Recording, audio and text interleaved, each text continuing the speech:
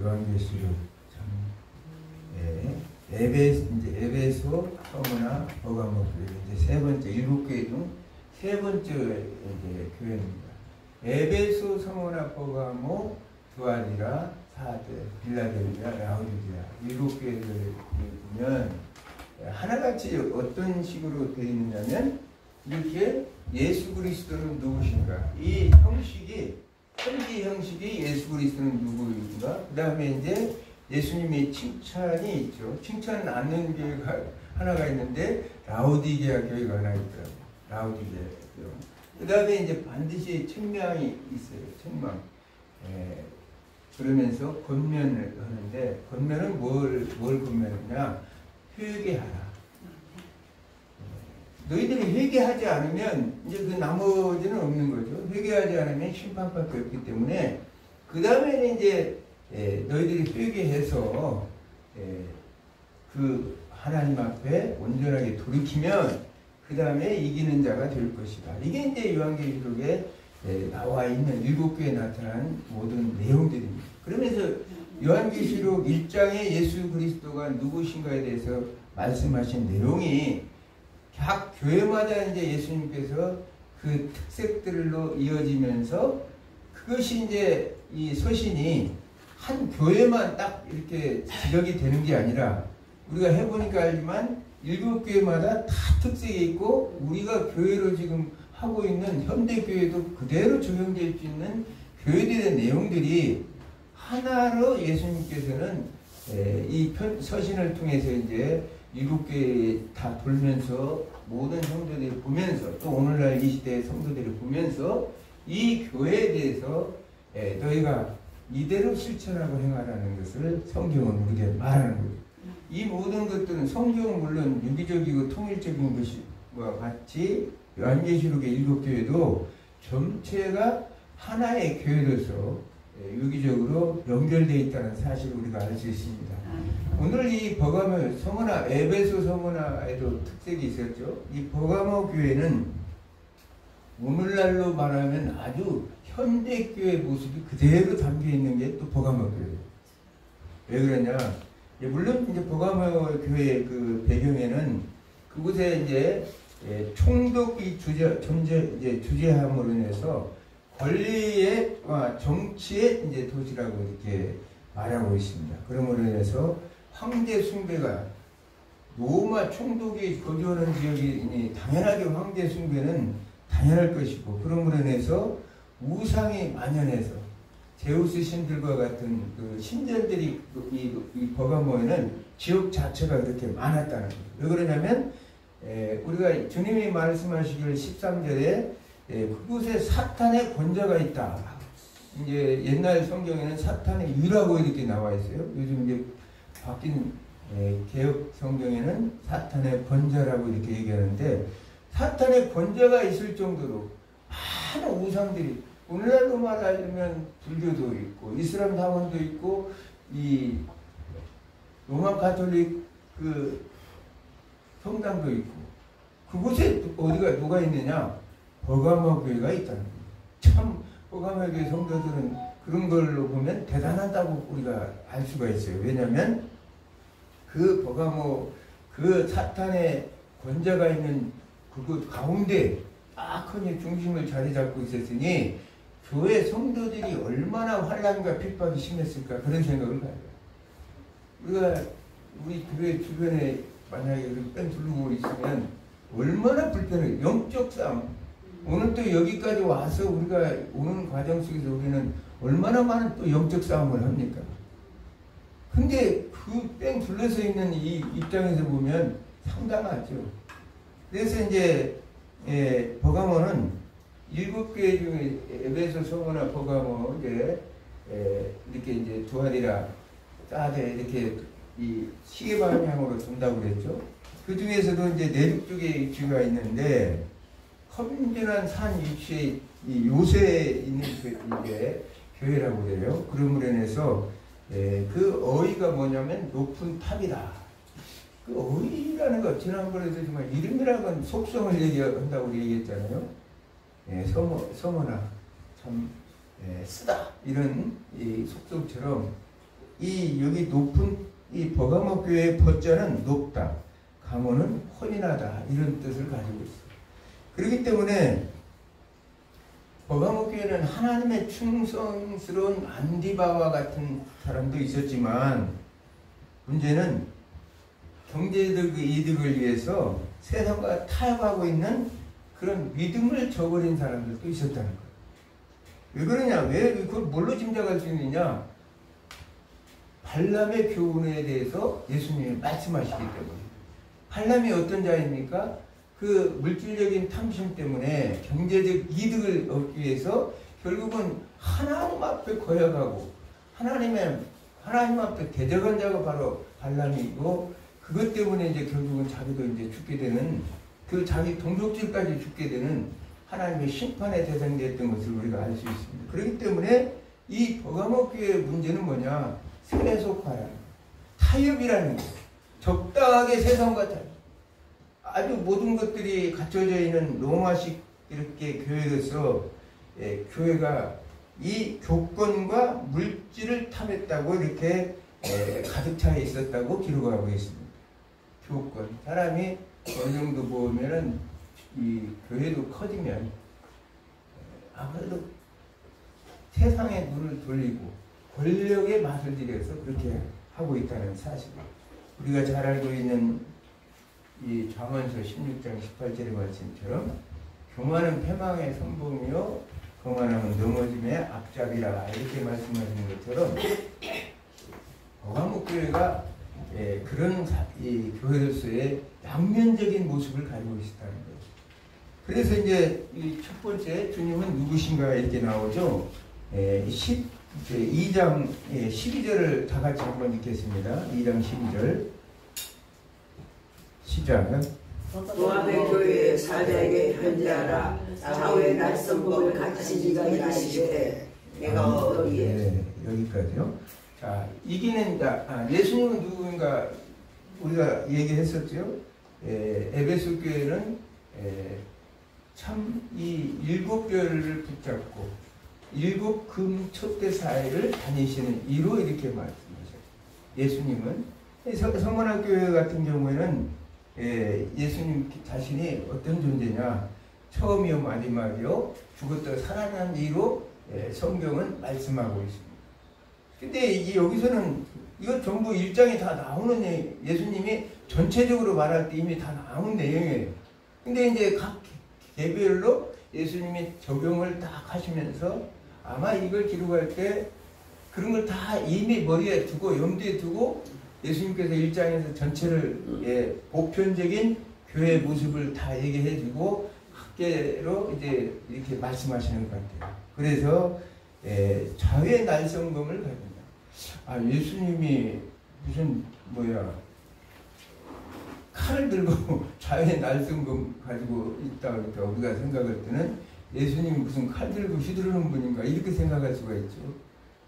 근데 이제 워낙 이거는 은유적인 표현이고 그림 언어라고 얘기했잖아요. 내가 요한계시록에 나타난 내용들은 그림 언어이기 때문에 우리가 이 예수님을 상상할 때 그림으로 그려져야 머릿속에서 얼른 들어오고 기억도 하기 쉽고 예수님은 버가모 교회는 뭘 잘못했길래 예수님께서 자연 날성검으로 나타나셨을까? 이게 딱 연관이 되잖아요.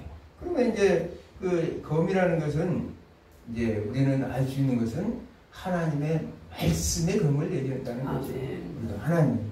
이 검은 결국은 사실은 계시의 하나님의 말씀이고 또 심판주의 하나님으로서 검이 양날의 검이기 때문에 좌우의 날성검이라고 했기 때문에 이 하나는 생명을 살리는 검이고 한쪽은 심판의 검이라는 사실. 그러면 그 검은 뭐냐? 말씀이라는 거예요. 네. 말씀을 통해서 예수님께서 그 말씀이 이제 생명이 되어서 구원의 역사가 나타나는데 히브리서 우리가 너무나 잘 아는 말씀처럼 하나님의 말씀은 살았고 운동력이 있어 좌우의 날선 어떤 검보다 예리하다. 말씀과 검을 비유적으로 말씀하셨죠. 왜? 그 말씀의 검을 통해서 우리의 혼과 관절과 골수와 이 모든 것들을 쪼개기까지 하며 마음의 생각과 뜻을 감찰한다. 하나님 예수 그리스도께서 그 말씀을 통하여 이 모든 것들을 다 우리 알고 그 말씀을 통하여 우리의 죄의 그 본성들을 다 이렇게 도려내고 수술하고 그래서 그 말씀을 통하여 구원도 하시지만 반드시 또 심판도 하신다는 사실을 우리가 알 수가 있습니다. 우리가 이 말씀을 통해서 요한복음 우리가 과거에 이제 공부할 때 했지만 요한복음 3장 18절에 보면 예수 그리스도를 이미 믿는 사람들에게는 구원의 이 검이고 구원의 말씀이지만 믿지 않는 자들은 하나님의 독생자의 이름을 믿지 않는다. 예수 그리스도 이름은 모든 것을 말씀한다고 했죠. 교회는 예수 그리스도 이름을 부르는 공동체라고 얘기했잖아요. 지난번에. 그 부름을 부르지 아니하는 자들은 이미 심판을 받았다고 말씀합니다. 그러니까 여기서 말씀하시는 그 검은 신자들을 세상으로부터 이기게 하는 능력의 검이고 말씀이고 또 이 한쪽으로는 하나님의 세상의 죄를 심판하는 능력을 가진 검인데 이미 예수 그리스도를 믿지 않는 자들에게는 이미 예수님께서 하시는 말씀은 이미 심판을 받았다는 거예요. 아멘. 그 사람들에게는 희망적인 것이 없죠. 그러면 지금 우리에게 주시는 이것들은 뭐냐? 믿는 자들에게 말씀하시는 게 아니라 교회를 다녀서 믿는다고는 하는데 아직도 세상과 타협하고 물질에 탐하고 적당히 연합하고 그런 자들에게 말씀의 검을 통해서 너희들 잘못을 지적하고 그 혼과 관절과 골수를 쪼개서 수술하시겠다는 주님의 말씀이라는 사실입니다. 아멘. 이제 또 주님의 늘 쓰시는 것이 있죠. 칭찬. 예수님은 자신이 이렇게 누군가를 말씀하신 다음에 그 교회에 반드시 칭찬을 하셔요. 근데 이 라오디게아가 칭찬이 없어요. 좀 웃기죠. 예. 야, 2장 13절 읽겠습니다. 다 같이 시작. 우리의 사는 일을 내가 아느니 거기는 사탄의 권자가 흔들어가 내가 내 이름을 굳게 잡아서 내 죄 청소했더니 안된 자가 너희 가운데 또 사탄이 나타난 곳에서 죽임을 당할 때에도 나를 믿는 믿음을 저버리지 아니하도다. 아멘. 참 칭찬 받을 만하죠. 아니 사탄의 권세가 딱 있는데도 그 안에서 내 이름을 붙잡고 그러면서 이게 지금 누구를 얘기하냐면 안디바가 이미 안디바라는 사람이 그곳에서 죽임을 당하는 것을 봤는데도 보감원 성도들이 그 믿음을 저버리지 않고 신앙의 정절을 지켜서 이겼다는 사실이에요. 예수님이 그래서 칭찬하는 거예요. 야, 이 본보기로 데려다가 죽일 거 아니에요? 죽이는데 사람들이 그 성도들이 보면 야 이거 무서워서 이거 6.25 때도 그랬다고 하잖아요. 본보기로 그냥 앞에서 처단하면 무서워서 다들 참 증불병하는 경우도 있고 또 일제시대 때 이 신사참배 문제도 그렇고 그런데 이 버가모교회 성도들은 그걸 분명히 보고 그 압박을 받는 과정 속에서도 신앙을 지켰다고 예수님께서 칭찬하신 거예요. 아멘. 내 행위를 아노니 내가 살았다는 이름을 가졌으나 죽은 자로 잡고 계시록 3장 1절에 보면 사디교회가 말하는데 오늘 예수님께서는 예수님이 그 성도들의 모든 것 내가 하나님의 모든 것을 하나님께서 모든 것을 아신다는 얘기는 그 성도들의 장소와 마음과 행동과 생각 모든 것을 이미 알고 계시기 때문에 너희들이 그런 사탄의 권세가 있는 곳에서 뿌리박고 살면서 힘들고 어려운 것을 내가 다 알고 있다고 주님은 말씀하십니다. 그렇기 때문에 우리가 잘 알다시피 고린도전서 2장 10절의 말씀처럼 주님은 모든 것, 성령께서는 모든 것을 다 아신다고. 아멘. 그러니까 왜냐하면 왜 더 알 수밖에 없느냐면 성령께서는 어디에 계시냐면 우리 안에 내주하시니까. 아멘. 우리의 무슨 생각, 우리 마음, 어디를 가는지, 어느 장소에 있는지 이미 성령께서 다 알고 계십니다. 아멘. 그러면서 하나님의 기쁜 곳이라도 통달하시는 성령이기 때문에 이 삼일째 하나님은 계시를 공유하시는 분이라고 얘기했잖아요. 계시를 공유하기 때문에 당연하게 성령 하나님을 아시면 성자 하나님도 알고 성부 하나님도 그냥 아시는 거예요. 아멘. 그렇기 때문에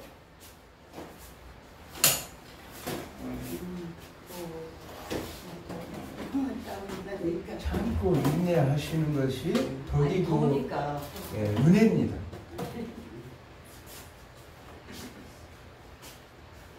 참, 이 말씀 전하다 보면 사탄은 굉장히 역사해요.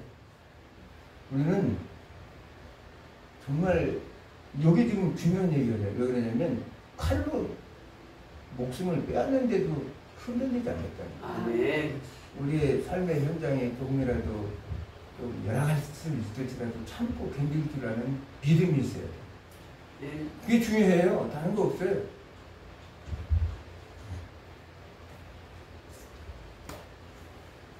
거기에 공부가 있었기 때문에 우상숭배는 당연하게 이제 있었을 텐데 거기는 제우스 신과 같은 그런 많은 신전들이 있었고 거기에 이제 가장 모은 것이 이제 황제 숭배였겠죠. 아우구스트를 숭배하는. 그래서 정말 이스라엘 백성들이 황제 숭배 사상은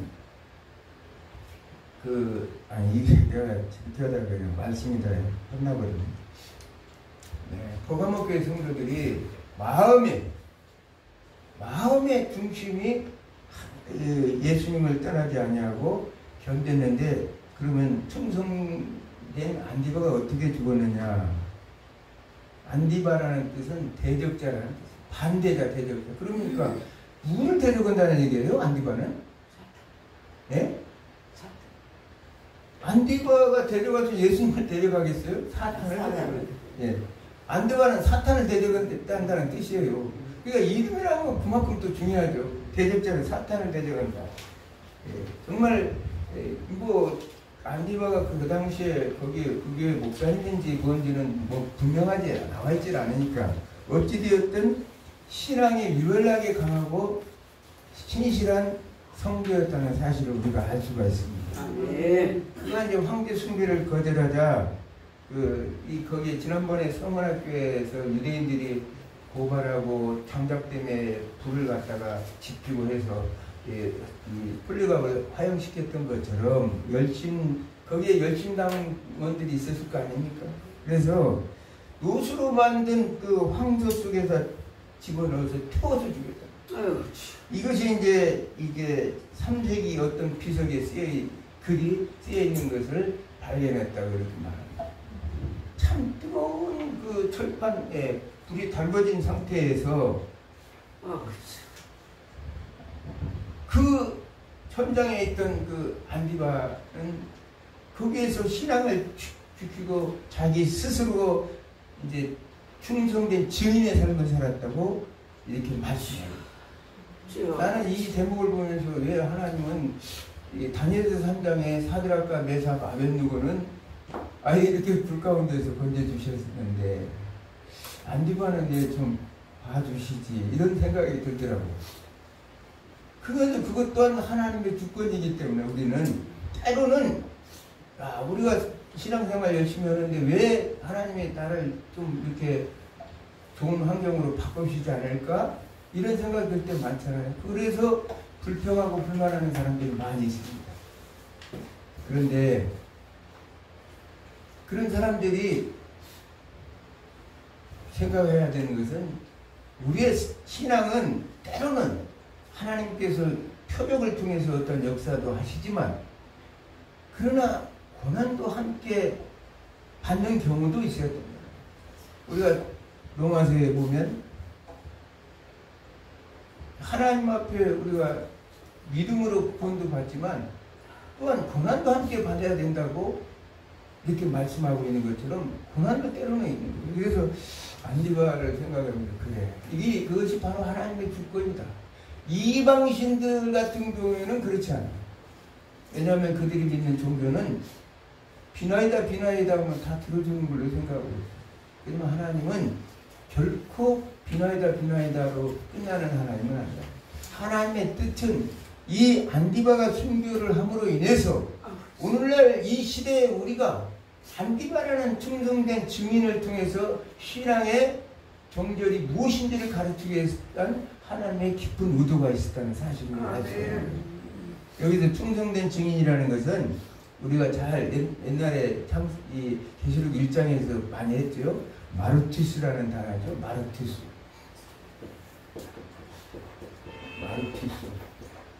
증인, 순교자 이런 뜻이라고 그랬죠. 증인, 순교자, 목격자, 증거.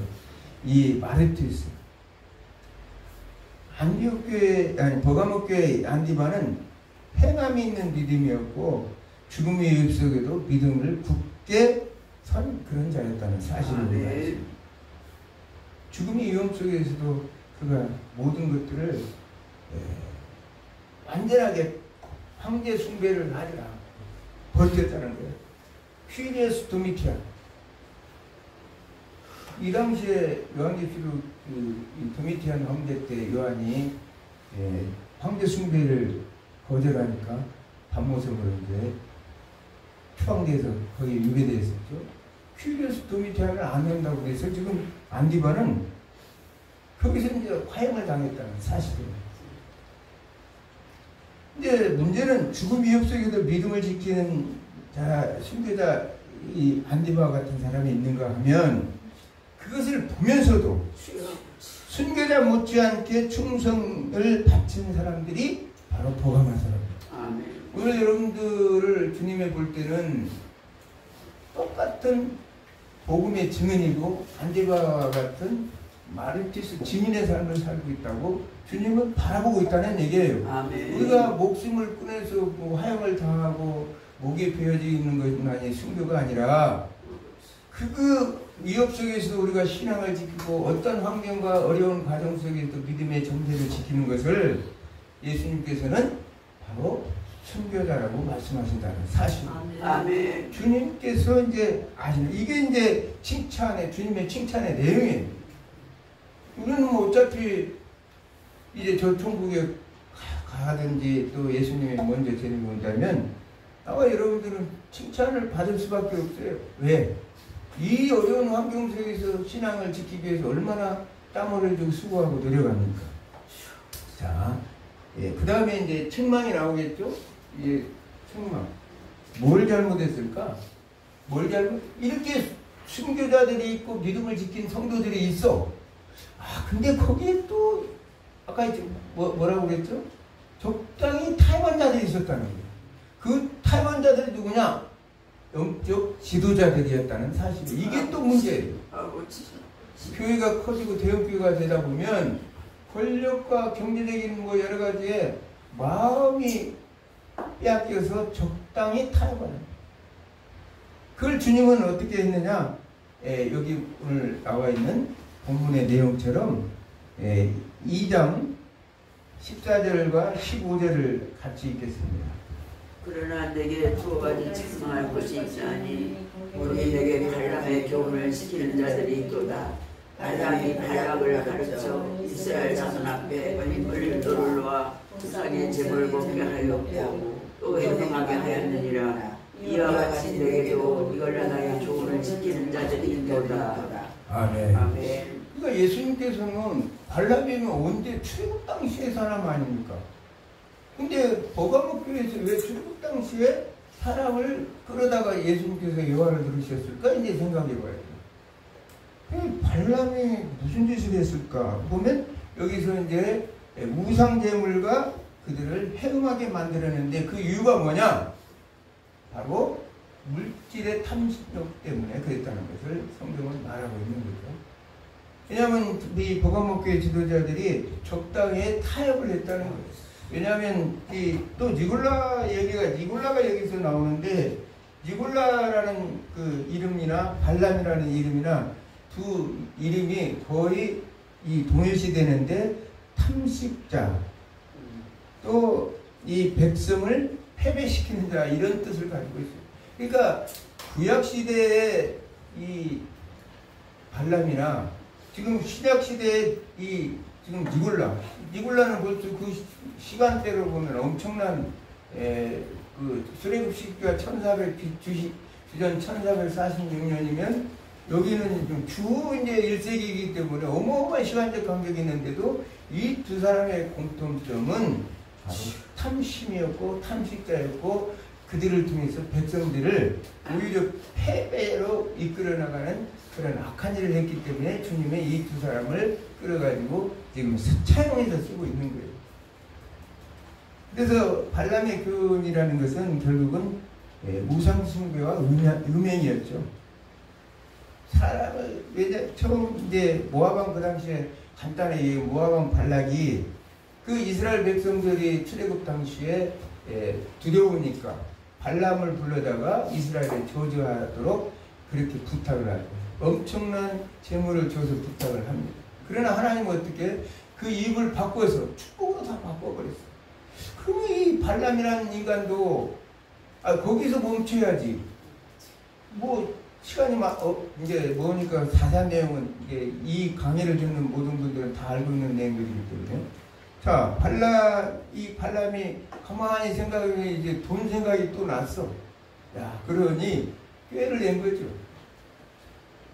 하나님께 그러면 이 이스라엘 백성을 그 파괴할 수 있는 방법이 뭘까 생각했는데 바로 음행이었다.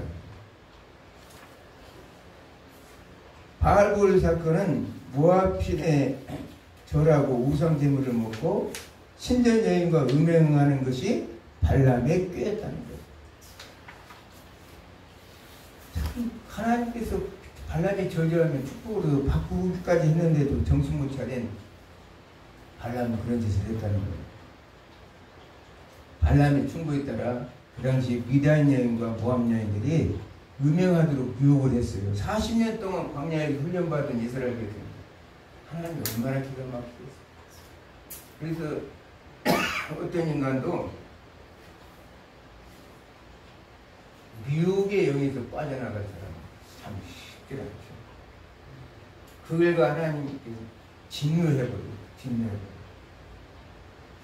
근데 이제 여기서 이제 하나님은 우리가 잘 알 수 있는 것은 나는 이제 이런 생각이 도대체 하나님이 왜 이렇게까지 진노했을까? 이게 우리가 일반적으로 목사님들 설교를 다 보면 이 발람의 탐심에 거기다가 많이 중점을 다 두더라고요. 돈에 대한 욕심 때문에. 근데 저는 그렇게 생각을 이제 물론 당연하게 우상숭배 탐심도 원인이 있어요. 근데 바알볼 사건의 본질은 우상제물을 먹었고 행음했기 때문이기도 하지만 이것은 하나님을 대적한 사건입니다. 하나님을 대적한 사건. 하나님보다 모압신을 섬긴 것은 하나님을 모독한 사건이었기 때문에. 이거 뭐 발람의 그 탐심도 당연하게 하나님의 진노의 대상이지만 여기서 모여서 24,000명을 하나님이 아무리 그런다고 하나님이 24,000명을 죽여버릴 수가 있겠는가? 그거 좀 우리가 이 예수님 말씀대로 본다면 마태복음 5장 28절에 음식을 품어도 그냥 가난한 자라고 하는데 이 세상에 안 죽을 사람이 한 명도 없어요. 그런 식으로 하면 다 죽어야 돼. 그리고 또 우리가 고린도서 8장에 보면 우상제물 문제도 보면 그 우상제물을 먹는 것이 중요한 것이 아니라 우상제물은 그냥 당연한 음식이고 그 마음속에 우상제물을 먹어서 믿음이 약한 사람들을 실족시킬까봐 우상제물을 먹지 말라고 한 거지. 그 우상의 제물, 그 음식 자체에는 문제가 없다고 그렇게 분명히 얘기해요. 근데 24,000명이나 죽인다는 것은 하나님이 좀 너무 흥분하셨다 이런 생각을 들어요. 근데 그 이유는 뭐냐? 바로 하나님을 대적해요. 하나님은 어떤 하나님인 것 같아요? 질투하시는 하나님. 하나님은 질투하시는 하나님입니다. 그래서 그 당시에 시므리와 또 그 미디안 여인 고스비를 엘르아살의 아들 비느하스가 그냥 불이 천막에 들어가서 머는 것을 그냥 갖다 창으로 위에서부터 찔러서 배를 꿰뚫어 버렸다고 나오잖아요. 그러니까 하나님께서 말씀하시면 너무나 속이 그냥 쉬하는 거야. 우리가 생각할 땐 하나님이 무슨 그렇게 질투심이 많을까 생각하는데, 민수기 25장 11절에 보니까 제사장 아론의 손자 엘레아사의 아들 비누아스가 내 질투심으로 질투하여 이스라엘 자손 중에서 내 너를 비웃겨서 내 질투심으로 그들을 소멸하지 않게 하였도다. 지금 내 질투심 같아서 이스라엘 자체를 다 없애버리려고 마음먹었는데, 비누아스가 그 내 질투심을 이 대신해서 가서 갚았기 때문에 하나님께서 이스라엘 자체를 다 소멸하지 않았다는 거예요. 그러면서 그의 후손과 영원한 제사장 직분을 언약을 세우고 그가 그 하나님을 위하여 질투하여 이스라엘 자손을 속죄하였습니다. 하나님을 위해서 하나님의 질투심으로 가서 질투해서 그렇게 했다고 이렇게 말하고 있습니다. 그러니까 이 본질은 뭐냐? 우상 재물을 먹고 행하고 가늠하는 것이 문제가 아니라, 가나안 좀 앞으로 지금 이스라엘 백성들이 지금 행군을 어디로 가느냐면 가나안 땅으로 행군을 오고 있는 거예요. 지금 거룩한 성전을 치르기 위해서 가고 있어요. 이 바알이라는 존재는 가나안 신인데 앞으로 가서 분명히 신명기에도 말씀하셨지만, 너희가 가나안 땅에 가서 그 와디 지역이 촉박한 지역이지만 내가 신명기 11장에서 이른 비와 늦은 비를 통해서 너희들이 하나님 말씀대로 충성하면 모든 것들을 적정할 때 비도 내리고 다 할 것이다. 근데 이 바알은 어떤 신이냐? 비를 내려주게 하는 신이다. 근데 이들의 이 음행은 뭐냐? 여기에는 여창도 있지만 남창들도 있어요. 그래서 그들이 혼합적으로 이제 음행을 통해서 바알과 아세라, 바알은 남편이고 아세라는 여자 이제 부인인데 둘을 자극해서 그들의 이 씨를 이 땅에다 뿌리면 비가 내린다고 해서 풍요의 신이고 다산의 신이죠. 내가 지금 40년 광야 동안에 너희들한테 내가 누군지를 분명히 그렇게 교육을 40년을 시켰는데, 아니 피조물도 아니요, 그냥 우상이라는 것은 그냥 말 그대로 허상인데 그걸 위해서 40년 동안 내가 가르쳤던 교육을 했는데 그걸 버리고 마치 예수님, 이제 하나님께서 여호와께서 출애굽기 19장에 나온처럼 이스라엘 백성들을 어떻게 생각했어요? 내 세불라, 내 소유라고 그랬죠. 야, 너하고 나하고는 이제 부부관계인데, 이웃집에 인물이 잘생긴 놈 하나 왔다고 그냥 눈이 확 돌아가? 금방 우리가 호세아에서를 우리가 기억할 수 있죠. 금방 어떻게 그쪽으로 마음이 돌아가냐? 너하고 나하고 아들인데, 아들과 아버지 관계였는데, 이놈아, 이웃집 아저씨가 믿음직하게 생겼다고 그 이웃집 아저씨한테 아버지 해?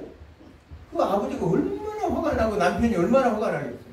지금 그걸 생각해야 돼요. 하나님의 기분이 어떤 기분이었겠는가를 생각해 보세요. 그냥 단순한 아까 음식 좀 먹고 해몽하고, 그것을 지금 하나님이 화가 나서 24,000명을 쓸어버리고 한 것이 아니라, 하나님께서 앞으로 지금 나가야 할 것은 가나안 정복 전쟁을 거룩한 행군을 하고 있는 이 과정 속에 이제 바로 건너가야 되는데, 40년 동안 다 와서 모압 평지에서 이제 바로 가나안 땅으로 들어가야 될 이 시점에 그랬다는 거예요. 헤렘 전쟁을 치러야 되는데 이 이스라엘 백성들이 그 짓을 못했기 때문에 결국은 하나님께서 이스라엘 백성들을 징계할 수밖에 없었다는 사실입니다. 참 이게 하나님의 이 사건은 하나님을 대적하는, 우리는 순간적으로 아무것도 아닌 것처럼 살아가면서 적당히 타협할 때가 많아요. 신앙은 예수냐 누구냐지 적당이라는 게 없어요. 야, 하나님이 이것만큼은 눈 감아주겠지. 천만의 말씀이에요. 다른 건 우리가 너무나 잘 알잖아요. 마가복음 3장에 예수님께서 바알세불 사건 있죠.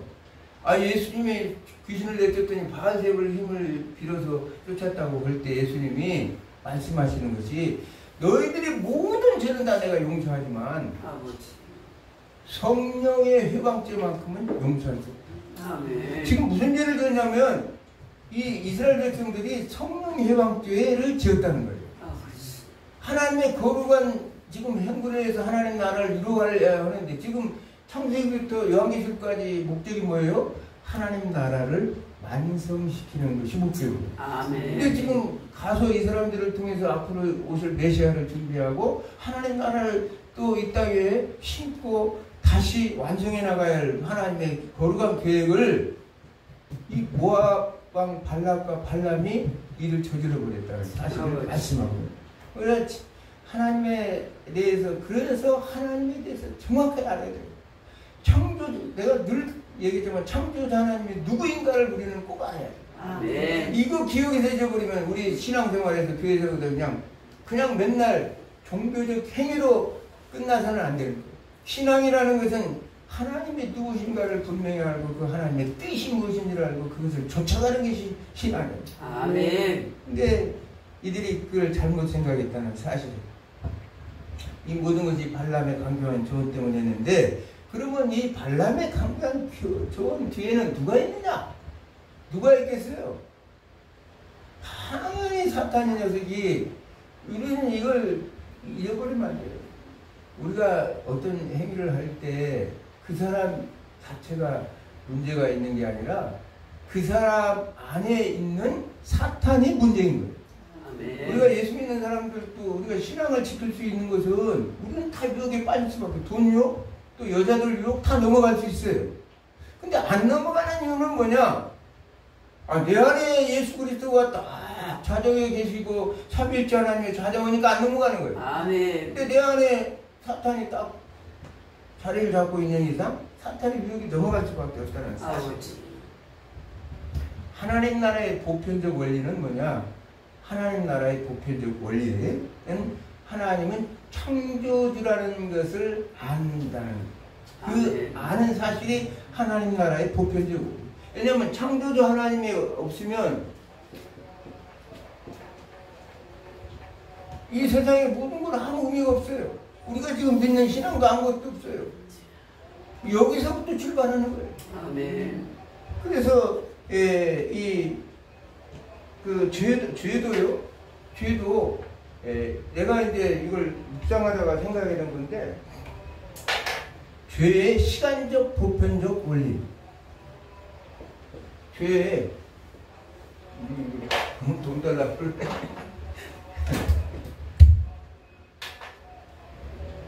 죄의 시간적 보편 원리. 시간적 보편 원리요.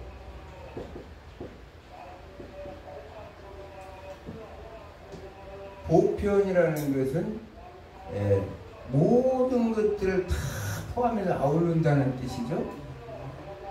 그래서 모든 것, 어떤 지금 이 죄가 어떠한 한 개개인, 어떤 특수한 거기에만 존재하는 것이 아니라 모든 곳에 다 죄가 만연되어 있는데, 사탄이 이미 지배하고 있는 세상 속에서 죄의 시간적 보편 원리라는 것은 창조 시대나 또 지금 신약 시대나 현재까지 계속적으로 똑같다는 거예요.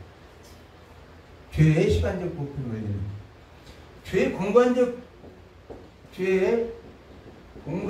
보편 원리. 죄의 공간적 보편 원리도 똑같다. 왜냐하면 이것은 뭐냐? 미국에 있는 사람이나 한국에 있는 사람이나 일본에 있는 사람이나 중국에 있는 사람이나 이 사탄의 지배 아래에서 죄 짓는 건 다 똑같다는 얘기예요. 그 모든 인간은 죄 아래에서 있는데, 여기에서 이제 우리가 대적할 수 있는 원리가 뭐냐? 계시의 시간적 보편 원리. 계시의 시간적, 계시. 아포칼립시스라고 그러죠. 말씀. 왜냐하면 예수 그리스도께서 1장 1절에 예수 그리스도의 계시라, 아포칼립시스라고 헬라어로 했는데, 그 뭐냐면 그것은 감추인 비밀을 드러내는 거예요. 근데 예수 그리스도의 말씀을 통해서 그 비밀을 드러내서 이 비밀을 통해서 하나님이 누구신가를 알고 하나님께서 우리를 어떻게 이 구속하셨는가를 모든 것을 아는 원리. 그러니까 하나님 아까 얘기했잖아요. 교회의 보편적 이제 하나님 나라의 보편 원리는 하나님이 누구신가를 아는 것인데 계시의 시간적 보편 원리는 하나님이 계시는 창조 시대나 오늘날까지 여기 마찬가지 유기적으로 통일되어 있다. 왜? 하나님은 창조주시고 예수 그리스도는 구속주이시고 앞으로 재림지로 오신다는 사실은 창조 시대나 지금 시대나 앞으로 있을 예수님 오시는 그 시대까지 계속적으로 질적으로 통일되어 있다는 사실을 말씀합니다. 질적으로 통일되어 있어요. 유기적 통일이라고 우리가 배웠잖아요. 유기적으로 다 연결되어 있는 것이지 그 시대마다. 그런데 계시의 공간적 보편 원리, 계시의 공간적 보편 원리는 또 뭐냐? 아니 저쪽에 지금 아브라함 때나 산도 시대 때나 또 지금 오늘 현재까지라도 하나님이 주시는 말씀의 내용은 언제든지 본질적으로 동일하다. 아멘. 하나님의 말씀을 계시해 주는 게 아브라함 시대 때나 오늘 때나 이 문화가 좀 달라서 그렇지 본질 문제에서 내용 면에서는 동일하다는 것을 알 수가 있어요. 제가 이제 한번 만들어 본 거예요. 이걸 묵상하다 보니까 아 그렇구나. 사탄 여기 죄 사탄도 똑같아. 그거 항상 우리 뒷면에는 자 예수 그리스도 안에 있는 사람들은 계시의 시간적 보편 원리를 적용받지만 이 사탄은 죄 시간적 원리 속에서 공간적 원리 속에서 사탄이 일하는다는 사실을 우리가 알고 있어요. 그렇기 때문에 정신 바짝 차리지 않으면 우리는 넘어갈 수가 없다. 항상 죄는 만연되어 있죠. 니골로당 교훈도 마찬가지죠. 니골로당 아까 얘기했죠. 지난 시간에 니골로당에서 말했습니다. 그 니골로당에 속해 있는 자들을 용납을 했다는 거예요. 니골로당은 지난 시간에 얘기했죠. 율법이 이미 완성되어 있으니까 복음 시대는 이미 우리가 의롭다 칭함을 받았기 때문에 어떤 죄를 져도 괜찮다고 생각해요. 이 영혼은 선하고 육신은 약하던 이혼론적 영지주의 사상들처럼 그런 생각을 가져서 아까 얘기 들은 음행과 우상숭배에 그냥 젖어들어 있었다는 얘기예요. 우리는 이제 영과 육을 통일적으로 보죠. 왜냐하면 분리되어 있다는 것보다도 이제 영은 비물질적이죠. 또 육은 물질적입니다. 근데 당연히 인정하는 거지만 내가 이제 제 생각하면서 얘기했지만 육체는 이 소마라 물질이기 때문에 저와 같다 이렇게 얘기를 했었죠.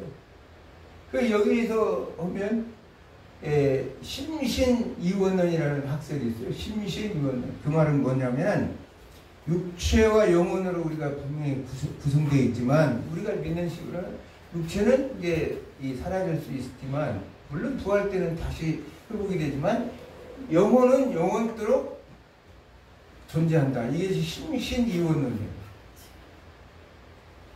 마음과 육체를 얘기해도 심신 한자로 보면 그래서 영육 통일체. 근데 이 니고라당 녀석들은 그게 아니라 분리되어 있고 그래서 육을 많이 갖고 굴려도 된다고 생각했던 거예요. 근데 그것을 솔직해가지고 넘어가는 자들. 오늘 현실 교회 안에서 수없이 일어나는 사건이에요. 이 내용은 구원판을 말할 것도 없고 현대 목회자들 안에도 있다는 거예요. 오늘날 교회도 우상숭배 음행을 사실은 용납해야 되는데 오히려 경계해야 되는데 우상숭배를 하고 있는 교회들이 목사들이 있어요. 이게 이제 문제인 거죠. 우상숭배는 천주교의 마리아 숭배 이런 것들은 정말 우상이 어떻게 마리아가 숭배 대상이 될 수 있는 인간인데 예수님하고는 근본이 달라요. 항상 천주교에 보면 마리아는 그냥 예수님을 어린 깐나니를 무릎에 앉혀놓는 걸로 정도로만 생각하고 예수님보다도 더 높은 위치에 올려놓더라. 가만히 보니까 그거 이제 배격해야 될 일인데 우리는 묵인하고 있잖아요. 그 다음에 자유주의 신학의 인간 숭배. 그래 요즘에는 인본주의 신학이 너무나 세다 보니까 뭐 자유네 평등이네 뭐 이런 일을 해가지고 인권이네 뭐. 그래서 하나님보다도 인간을 더 숭배. 나르시시즘이라고 우리가 얘기했잖아요. 나르시시즘. 자기의 오로지 자기 중심에 대해서 이 교회 안에서도 인권을 주장해. 교회 안에서 하나님 안에서 우리가 무슨 고기를 들 뭐가 있다고 거기서 뭐를 뻣뻣하게 하냐고. 인권이 평등한데 뭐 근데 이런 식으로 그러면서 지금 제일 위험한 게 종교타원주의. 이방 종교를 관용해. 우리 대형교회, 우리 한국 유명한 대형교회 목사님들 몇 분이 그러죠. WC나 에큐메니칼 이 지금 일치연합운동이라고 해가지고 불교하고 천주교하고 전부 연합해서 하나로. 하나님은 이게 지금 여기 지금 발람의 교훈에서 주는 것처럼 똑같은 현상이에요. 뭐 어떻게 이방 신인들 어떠냐? 그 사람은 그 신은 바알 신은 비를 내려줘가지고 농사를 잘 짓고 풍성하게 해주는 신인데 좀 몇 개 좀 믿으면 어때? 신 하나 믿는 것보다 2개, 3개 믿는 게 좋지 않아? 여기서 모자르면 저쪽 신이 도와주고 그럼 얼마나 좋겠나? 이런 생각을 가진 한국교회 지금 WCC 한국교회 대형교회 목사님 거기 아주 멤버들이 이름을 내가 밝히지는 않겠어요. 자존심 문제니까. 근데 그거든요. 그래서 요한계시록을 읽어야 된다는 얘기예요. 공부해야 된다는 얘기예요. 그런 것들에 대해서 사람들은 그냥 그런 것만 봐요. 동성애까지 용납해. 동성애 용납을 하는데 뭐냐면 행복 추구권이래 또. 웃기죠? 행복 추구권. 그래서 참 아까 얘기했지만 동성애라는 것은 지금 왜 그러냐면 성경을 제대로 몰라요. 창조적 질서를 무너뜨리는 거예요. 여기 반란 사건과 똑같아요. 남녀간에 뭐 좀 성병활해서 이웃집 담을 좀 넘어 그건 뭐 아까 예수님 말씀 들어서 네가 회개하면 다 용서해줄게. 근데 이 동성애는 하나님의 창조적 질서를 무너뜨리는 것이기 때문에 하나님을 무시하는 것이고 하나님을 데려가는 것이기 때문에 용서를 못하겠다. 근데 이걸 또 한국교회 목사님들은 사랑이라는 이름으로 지금 하나님의 사랑을 못해서 가난한 일곱 족속들 진멸할 때 보면 어린아이 짐승까지 다 이 헤렘 전쟁으로 다 쓸어버리겠어요? 하나님의 사랑이 아니어서? 죄와는 하나님은 절대 같이 갈 수가 없다고 하는 거예요. 아멘. 하나님의 창조적 질서를 무너뜨리는 것은 완전히 죄라고 보는 거예요. 근데 지금 이 사회가 이렇게 하면서도 아무 그런 것에 관심도 없어요. 생각조차도 없어요. 그러면서 17절에 보니까 그러므로 회개하라. 회개. 여기 권면이 이제 회개죠. 권면이 회개예요. 이제 권면. 17절 다 같이 읽겠습니다. 16절. 그러므로 회개하라. 회개하지 않으면 내가 너희에게 싸우리라. 아멘. 아멘. 참 예수님께서 회개하면 발람의 교훈을 따르는 자들 보고 너희들 한국교회 목사님들 보고 야 회개해라. 회개해서 하지 않으면 돌이켜서 내가 모든 걸 용서하지만 그렇지 않으면 속히 가서 내 입으로 그들과 예수님이 뭐 칼 들고 막 휘두르는 거 아니라고 말씀으로 예수님께서 하나님인데 여기 계시록 2장 5절에 에베소 교회 말씀하시기를 회개하라. 내가 가서 회개하지 않으면 그 촛대를 거기에서 옮겨버릴 것이다. 이 말이에요. 촛대를 옮긴다는 교회를 폐쇄시켜버린다는 얘기 아니에요. 교회는 어디에 있어요? 사실은? 교회는 우리 심령 속에 교회가 있는 거예요. 아, 그러면, 그래요? 교회 없애버리면 육교회 나가지. 또 이런 데가, 이런 말 하면 그럴 거 아니에요? 아, 우리 교회 예수님께서 심판해가지고 교회를 문 닫게 하면, 뭐, 이웃교회 또 많으니까 거기 나가면 되지. 그런 사람들이 있을 거예요. 근데 실상은 교회는 어디냐? 교회의 본질은 내 안에 있는 거예요. 아멘. 성령이 전혀 내 안에 있는 거예요. 아멘. 그러니까 내가 심판을 받는다는 얘기예요. 아멘. 예수님께서 하시는 말씀은 너희가 물론 한 개인을 통해서 전체가 지금 예수님께서는 한 개인을 통해서 전체를 아울러서 심판하시겠다고 얘기하는 거죠. 교회.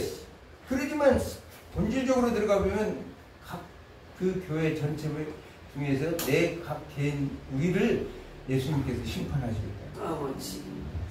그러므로 인해서 예수님께서는 버가마 교인들에게 회개를 촉구하고 있는 사실을 우리가 알 수가 있습니다.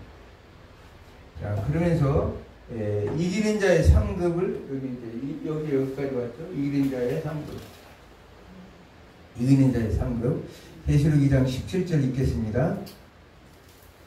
키 있는 자는 성령이 교회들에게 하시는 말씀을 들을지어다. 이는 그에게는 내가 감추었던 만나를 주고 또 흰 돌을 줄 터인데 그 돌의 새 이름을 기록한 것이 아니냐니 받는 자밖에는 그 이름을 알 사람이 없느니라. 아멘. 자, 감추었던 만나. 만나 언제 먹었어요? 출애굽기에 광야에서 먹었죠. 아, 예수님은 그걸 또 감춰놨었구만. 지금까지 안 주고. 어? 그걸 이제 숨겨놨던 걸 주신다는 거예요, 사실은. 아멘. 네? 그 말은 이 만나를 이스라엘도 지금 이제 신광야 이제 출애굽에서 한 달 정도 되니까 식량이 다 떨어져서 하나님께서 하늘에서 1개월 후쯤에 대해서 다 떨어지니까 만나를 줬죠. 그래서 그곳에서 이제 메추라기까지 덤으로 줘서 영양 균형을 갖출 수 있도록 다 해줬어요.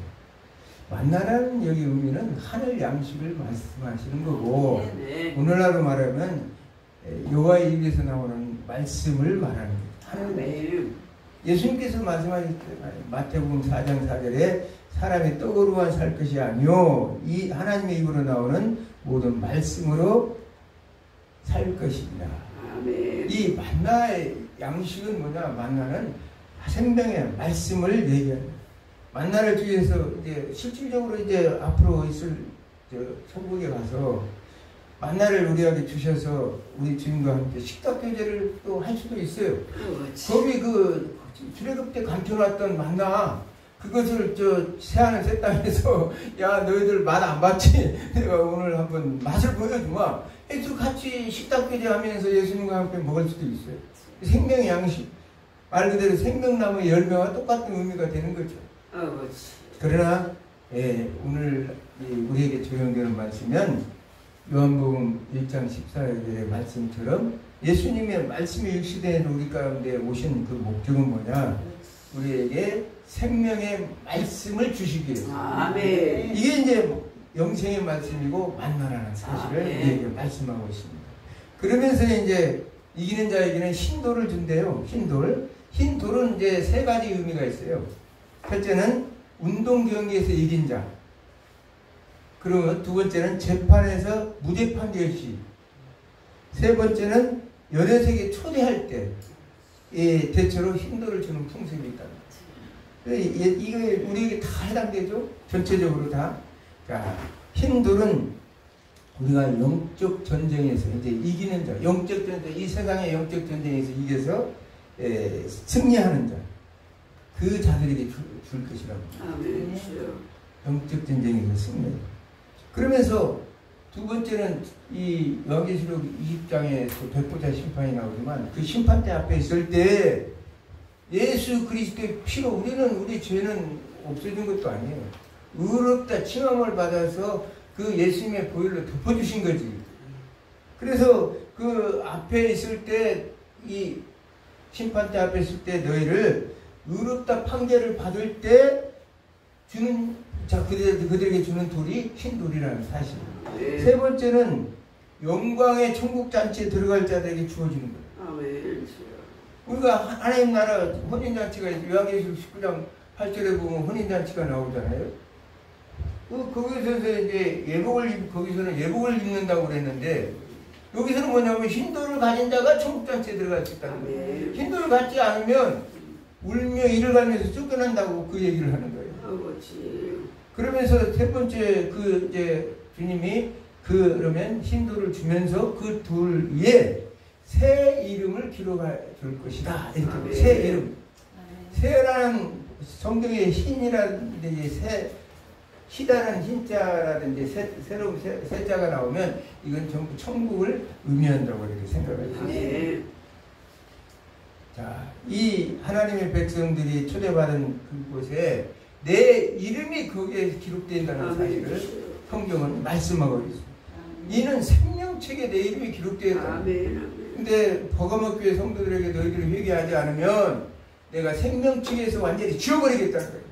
우리는 뭐 교회 아까 그 구원파들 마냥 니골라당 마냥 교회 처음에 들어갔다 하면 영원히 그냥 천국으로 가는 걸로 생각하지만, 구원은 행위로 구원받는 것이 아니지만 우리가 믿음의 결과로 믿는 자들은 당연하게 선행을 하고 도덕과 윤리적인 삶을 사는 것이 우리가 믿는 신앙이라고 내가 얘기했죠.